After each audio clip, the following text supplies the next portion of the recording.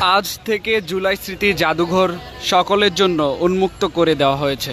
দর্শক, এই মুহূর্তে আমরা রয়েছি জুলাই স্মৃতি জাদুঘরের ঠিক সামনে এবং আপনাদেরকে সরাসরি দেখানোর চেষ্টা করছি। এখানে সাধারণ মানুষ এসে লাইন ধরেছে এবং আমরা দেখছি যে তারা জুলাই স্মৃতি জাদুঘরে প্রবেশের জন্য এখানে দাঁড়িয়েছে। এবং আপনাদেরকে আমরা একটু জানিয়ে রাখতে চাই যে 2024 সালের জুলাই গণঅভ্যুত্থানে শহীদদের স্মৃতি সংরক্ষণ এবং আন্দোলনের ইতিহাস ভবিষ্যৎ প্রজন্মের কাছে তুলে ধরতে ও প্রতিষ্ঠিত জুলাই গণঅভ্যুত্থান স্মৃতি জাদুঘর, এই জুলাই স্মৃতি জাদুঘর বুধবারে কিন্তু আনুষ্ঠানিকভাবে উদ্বোধন করেছেন প্রধানমন্ত্রী তারেক রহমান। এবং আজ বৃহস্পতিবার 6 আগস্ট আমরা যেমনটি দেখছি যে এই জাদুঘরটি দর্শনার্থীদের জন্য উন্মুক্ত করে দেওয়া হয়েছে এবং সেখানেই প্রবেশের জন্য আমরা দেখছি যে লাইন ধরেছে, দীর্ঘ লাইন। আমরা যদি একটু আপনাদেরকে দেখানোর চেষ্টা করি যে অনেক বৃহৎ একটি লাইন আমরা লক্ষ্য করছি, যে লাইন ধরেছে সকল শ্রেণী পেশার মানুষ এখানে আমরা লক্ষ্য করছি এবং সকল বয়সের মানুষ আমরা এখানে লক্ষ্য করছি। তারা এখানে এসেছেন, আমরা দুটি লাইন লক্ষ্য করছি এবং তারা এখানে এসেছেন। সরাসরি দৈনিক ইত্তেফাকের মাধ্যমে আপনাদেরকে দেখানোর চেষ্টা করছি। এই মুহূর্তে আমরা রয়েছি জুলাই স্মৃতি জাদুঘরের ঠিক সামনে এবং আপনারা যেমনটি দেখছেন যে সকল শ্রেণী পেশার মানুষ এবং সকল বয়সী মানুষ এখানে এসেছে। জুলাই স্মৃতি জাদুঘরে কি রয়েছে মূলত সেটি দেখার জন্য। এবং আপনাদেরকে জানিয়ে রাখি যে 2024 সালে 5 আগস্ট ছাত্র জনতার অভ্যুত্থানের মুখে দেশ ছেড়ে ভারতে কিন্তু পালিয়ে যান তৎকালীন প্রধানমন্ত্রী এবং এরপর 8 আগস্ট অধ্যাপক মোহাম্মদ ইউনূসের নেতৃত্বাধীন তার অন্তর্বর্তী সরকার, তিনি কিন্তু তখন শপথ নেয় এবং পরে এই সরকারের অধীনে কিন্তু জুলাইয়ের নানা স্মৃতিচিহ্ন নিয়ে গণভবনে তৈরি করা হয় জুলাই গণ অভ্যুত্থানের যেই জুলাই স্মৃতি জাদুঘর। এবং আপনাদেরকে দেখানোর চেষ্টা করছি যে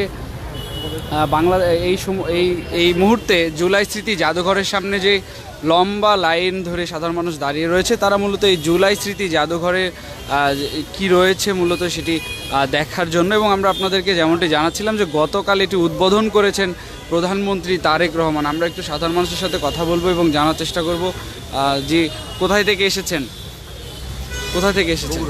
বগুড়া থেকে।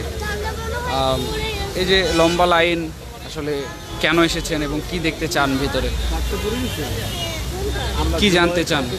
জুলাই 36 জাদুঘরে অর্থাৎ 5 আগস্টে এবং তার পূর্বে কী হয়েছে সেই স্মৃতিগুলো সংরক্ষিত আছে। আমি সেগুলো নিজ চোখে দেখতে চাচ্ছি এবং দেখার জন্যে আমি এসেছি বগুড়া থেকে। টিকিট কেটেছেন? না, এখনো কেটেনি। এই যে লম্বা লাইন, অনেক বড় লাইন, কেমন লাগছে আসলে? না, খারাপ লাগছে না তো, ভালো লাগছে। আচ্ছা, ধন্যবাদ। আপনি কোথায় থেকে এসেছেন? আমি রংপুর থেকে আসছি। শুধু কি এটি দেখার জন্য এসেছেন কিনা? অন্য প্রোগ্রামও আছে, কিন্তু সরকারি প্রোগ্রামটা করছি আমি যে যাতে আপনার 26শে জুলাই আপনার 5 আগস্ট যেহেতু গণভবনটা আপনার স্মৃতি জাদুঘর হিসেবে খুলে দেওয়া হবে, যে কারণে আমার গতকালকে আসা, আজকে যাতে এখানে ঢুকতে পারি অন্য কাজ। এই যে লম্বা লাইন, আসলে বিরক্ত লাগছে কিনা? বিরক্ত লাগার কথা, এখানে টিকিট ফাংশনটা কী যেন করছে খুবই তো বোঝা যায় না।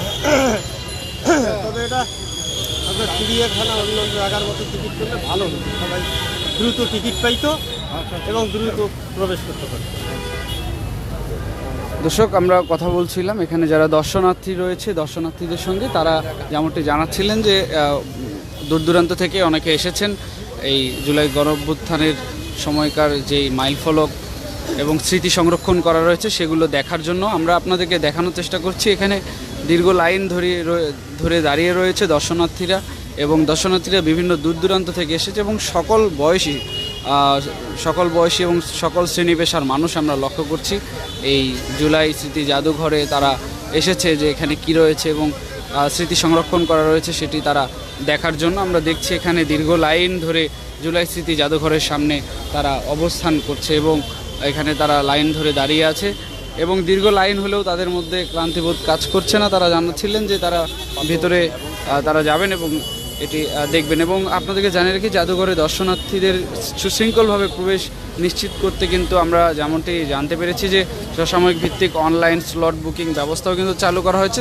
যার মানে অনলাইনেও কিন্তু টিকিট পাওয়া যাচ্ছে এমন কিন্তু আমরা যেমনটি জানতে পেরেছি। এবং এখানে টিকিটের মূল্য প্রাপ্তবয়স্ক দর্শনার্থীদের জন্য প্রতি টিকিটের মূল্য 50 টাকা এবং শিশুদের জন্য 25 টাকা নির্ধারণ করা হয়েছে। এবং অনলাইন যে স্লট বুকিং রয়েছে সেই দর্শনার্থীদের গিয়ে সে দর্শনার্থীদের যে জুলাই স্মৃতি জাদুঘরে যে অনলাইনটি রয়েছে সেই জাদুঘরে প্রবেশের স্লট বুকিং করতে হবে। এবং যেসব করণীয় রয়েছে, কোনো নির্দিষ্ট দিনের যেমন 6 আগস্ট সব স্লট বুক হয়ে গেলে আবেদনকারীকে পরবর্তী দিনের খালি থাকার সময় বেছে নিতে হবে এবং অনুমোদিত সময়কে কেবল দর্শনার্থীরা ভেতর প্রবেশ করতে পারবেন। এবং অতিরিক্ত ভিড় এড়ানো এবং দর্শনার্থীদের নিরাপদ ও সুশৃঙ্খল অভিজ্ঞতা নিশ্চিত করতেই কিন্তু সমসাময়িক এই অনলাইন টিকিট ব্যবস্থা চালু করা হয়েছে বলে আমরা কিন্তু জানতে পেরেছি।